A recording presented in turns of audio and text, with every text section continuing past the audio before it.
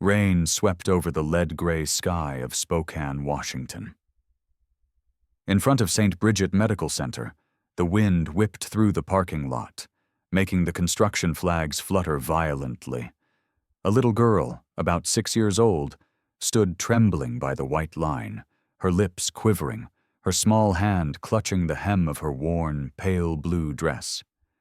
Dirt smeared across her cheek, mixed with streaks of tears. Her name was Lily Carter. She pointed toward the glass doors, where a pale woman, gasping for breath, was being blocked by 3 men in reflective vests, temporary subcontractors guarding the entrance while the hospital's main lobby was under renovation. "They won't let my mom in." Lily's voice cracked through the patter of rain and the roar of passing cars. Her mother, Emma Carter, tried to stay upright, but her knees buckled twice. One hand pressed her abdomen, her breath came shallow and ragged. Passers-by lowered their heads, avoiding the child's gaze. One man in a red flannel jacket smirked. Another leaned on the wall, filming with his phone, while the tallest one in a gray hoodie puffed on a cigarette and jerked his chin. "Wait for shift change." Lily tugged their sleeves, her voice breaking. "Please, my mom can't breathe." No one moved. Then came the deep, thunder-like rumble of engines from the far end of Monroe Street. 5 black cruisers slowed to a crawl, headlights reflecting off the wet pavement. When the engines cut, only the ticking of cooling metal and the heavy thuds of boots remained. Leading them was a man in his 40s, with streaks of silver in his beard and tattoos wrapping his arms. Cole Mercer, president of the Road Guardians MC, Spokane chapter. His steel-gray eyes swept the scene. The child, the collapsing mother, the 3 men at the door. Lily looked up, trembling, and whispered, "Sir, they won't let my mom in." Cole crouched down to her eye level. The wet leather of his gloves squeaked softly as he pulled them off and handed them to a brother behind him. His expression shifted. Steady, resolute. He stood, turned toward the gate. The group fanned out like a dark storm front pressing down, and every mocking laugh vanished into silence. Spokane was a city of steep roads, foaming rivers, and sudden rain. For nearly a year, Emma had worked double shifts at a diner on Boone Street, barely enough to cover rent and save for medication after a severe lung infection. That morning, while Lily was coloring, Emma coughed violently and fainted. Without time to call anyone, Lily dragged her mother outside, sprinting through the rain-streaked streets to find help. St. Bridget's main lobby was under renovation. A temporary sign read, "Emergency Entrance," pointing to a side door. But that door had been assigned to construction workers to monitor because the new access system wasn't ready. They'd been told to maintain order and avoid chaos, which they took to mean, don't let anyone cause trouble. The Road Guardians MC wasn't known for noise. They delivered warm clothes in winter and occasionally raised funds for the Veterans Home North. To most locals, they were the guys with loud bikes who happened to appear after snowstorms, helping push cars, change tires, and offer hot coffee. Cole had once been an Air Force mechanic, now living with a scar behind his ear and a habit of observing before acting. Riding with him today were Mason Mace Holloway, built like a brick wall, Jonah Ruiz with long tied-back hair, Tucker, lean but quick, and Dee, the only woman in the crew, sharp-eyed and calm. They had just left a mobile blood drive at the community center when they heard the commotion by the hospital. It wasn't the first time they'd seen indifference turned into a barrier. "There's a kid," Dee murmured, spotting the small trembling hand and wet shoes. Cole only nodded. To him, every story began with someone who just needed a door opened. Cole stepped up to the 3 workers. His leather jacket, soaked dark by rain, gleamed with the Road Guardians patch on the back. "Step aside," His voice was low, not loud, but carried the rumble of an engine just shut off. The man in the gray hoodie squinted, smirking. "Shift change. Rules are rules." Dee was already kneeling beside Emma. She placed 2 fingers on her wrist, listening to the erratic pulse. "Low SpO2, Dee muttered, out of old habit from her nursing days. "Needs to be inside now." Mason opened his scarf and shielded Emma from the rain. Lily watched, wide-eyed, her hand gripping her mother's arm. The man in the red flannel held up his phone, grinning. "Look at this. Free movie." Jonah quietly took a step forward, his gaze turning icy. Tucker scanned the area, the sliding door, the hospital guard, the camera's angle. Inside. An older security guard was speaking into his radio, but the 3 men blocked the narrow path between puddles and metal barricades. "I'll say it once more. Step aside." Cole didn't raise his voice. His eyes locked on the man in the hoodie. The man gave a dry laugh, about to retort, but the mix of Cole's stare and Mason's shadow looming over his shoulder shut him up. He glanced at his buddies. "Told you. Shift change." Dee looked up, her tone clear. "This woman is in respiratory distress. You're obstructing emergency care."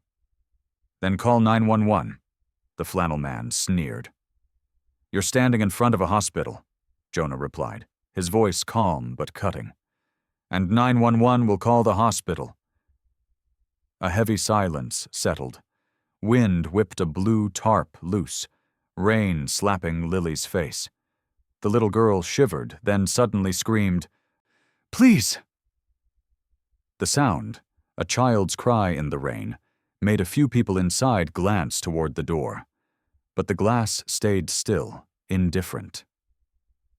Cole inhaled. He reached out, slowly plucked the cigarette from the hoodie man's lips, snapped it clean between 2 fingers, and tossed it into a puddle. "My rule is life first." He nodded toward the door. "Step aside." The man cursed and lunged to grab Cole's collar. No one saw exactly what happened. Just a swift twist of Cole's wrist, and the man's arm bent helplessly before he was released. Cole didn't hit him. He just stopped him. Message delivered. Mace then laid a massive hand on the movable fence, lifting it like straw to create a clear path. Tucker stepped in to block the rain. Jonah turned to form a corridor for Dee and Emma. "Go," Cole said. Dee motioned to Lily. "Hold on to my jacket." "Right here." The girl nodded, wrapping her arm around her mother's waist. They moved forward. The red flannel man tried to step in, but one look from Mason made him back off. His phone lowered. At the door, a head nurse rushed out. "What's—" She froze, seeing Emma. "ER room 3, a doctor shouted inside. 2 nurses wheeled out a gurney. Dee and Jonah helped lift Emma onto it. Lily ran beside them, gripping the rail so tightly her knuckles went white. The sliding doors closed. Outside, the rain kept falling, but the noise had dissolved. The hoodie man looked at Cole, trying weakly. "We were just—" "You'll still have work tomorrow," Cole said, "but she might not have had a chance today." He didn't raise his voice. Mace stood silent beside him, like a wall. Tucker handed Lily his bandana to dry her face, murmuring, "You're okay now, kid." The girl's eyes softened. Her small shoulders finally dropped. A hospital guard stepped out, uneasy. "Sorry for the incident. The new access system just got updated. We shouldn't have left it like this." Cole nodded faintly, without blame. His eyes drifted to the blurred window where white coats surrounded the gurney. For a brief second, he remembered base gates that never opened because of protocols, and the hands waiting on the other side. He knew waiting could be the shortest and cruelest sentence of all. Inside ER room 3, the pulse oximeter beeped fast and sharp. A young doctor, name tag reading Dr. Nguyen, gave crisp orders. Mask on, prepare nebulizer, run rapid panel. Emma blinked open, lips moving weakly. Lily. Where's Lily? A small hand immediately grabbed hers. I'm here, Mom, Lily said, her voice trembling but steady in a surprising way. Dee stood nearby, helping remove jewelry, rolling up Emma's sleeve for an IV. The head nurse glanced at Dee, recognizing the practiced motion of someone who'd worked in the field, and nodded gratefully. When the machine stabilized, Emma's breathing evened out. Beyond the curtain, rain drummed softly on the glass roof of the hallway. The unexpected turn came in the simplest moment. While everyone focused on routine, Lily's question revealed the key. Doctor? My mom. She's been drinking cough syrup from our neighbor to help her breathe. Dr. Nguyen paused mid-step. What kind, sweetheart? Lily dug into her raincoat pocket and pulled out a cheap bottle with a faded label. Ingredients containing alcohol and compounds that reacted dangerously with the antibiotics Emma had been taking. Dr. Nguyen switched course instantly. Stop that medication, start IV fluids, watch for reaction. The monitor's beeps slowed to a calm rhythm. Outside, the three workers argued over their radios with the foreman. Their obstruction in front of witnesses meant immediate consequences. The old security guard bowed slightly toward Cole. I've reported it, thank you, for not letting it get worse. Cole didn't reply. He walked to the vending machine, inserted a coin, and bought a small cup of hot cocoa. Turning back, he handed it to Lily. Keep your hands warm. She took it with both wet hands, inhaling deeply as if the chocolate scent filled her chest. A few minutes later, Dr. Nguyen pulled back the curtain. She's stable now. Needs monitoring, but you got her here in time. Lily's eyes lit up like a street lamp flickering on.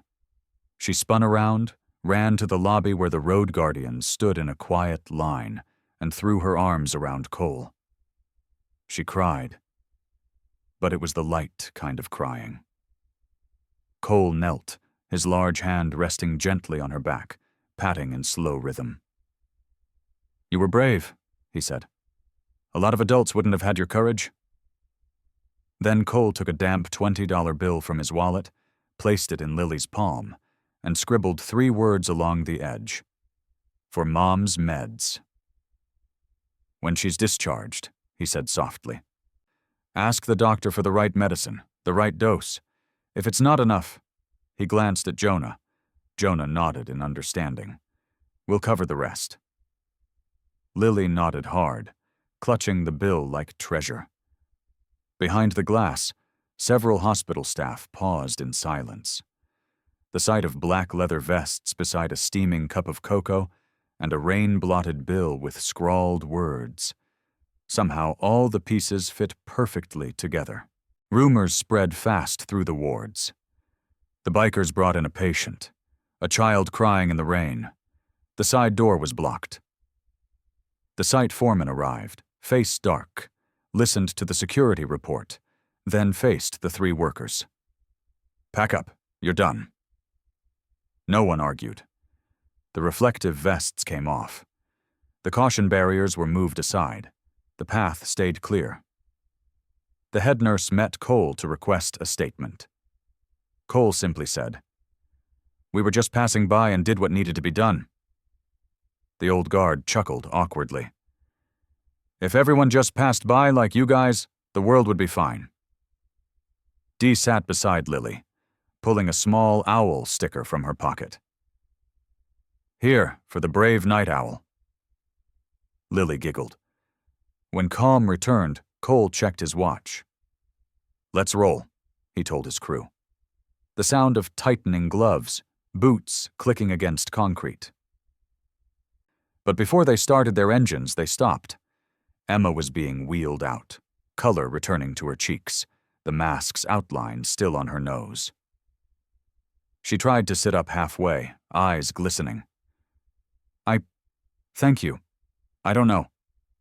No need. Cole shook his head. Just focus on getting better.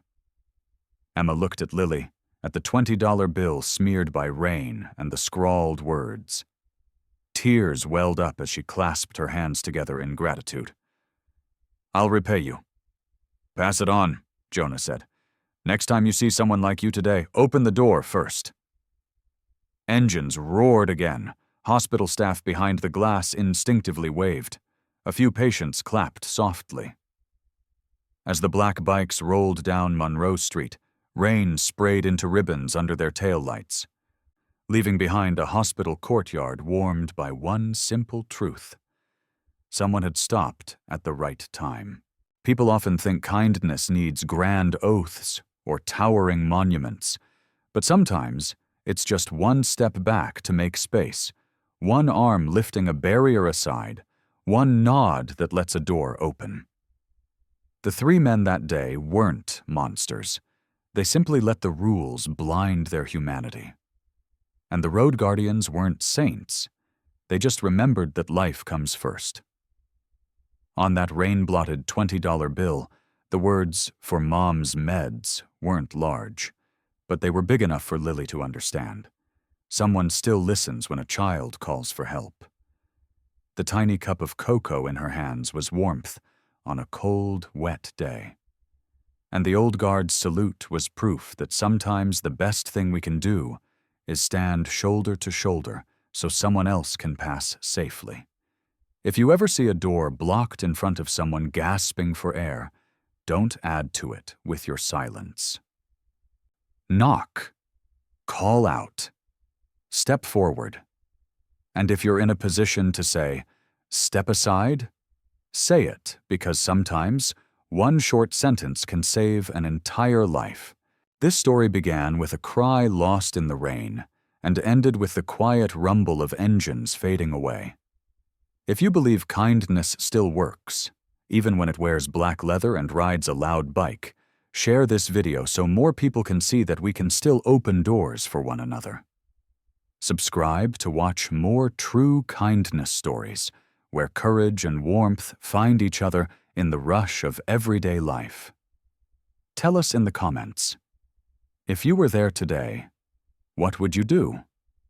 Offer a word, make a call, or simply step forward and say, "Let me." Because sometimes, one small action is everything.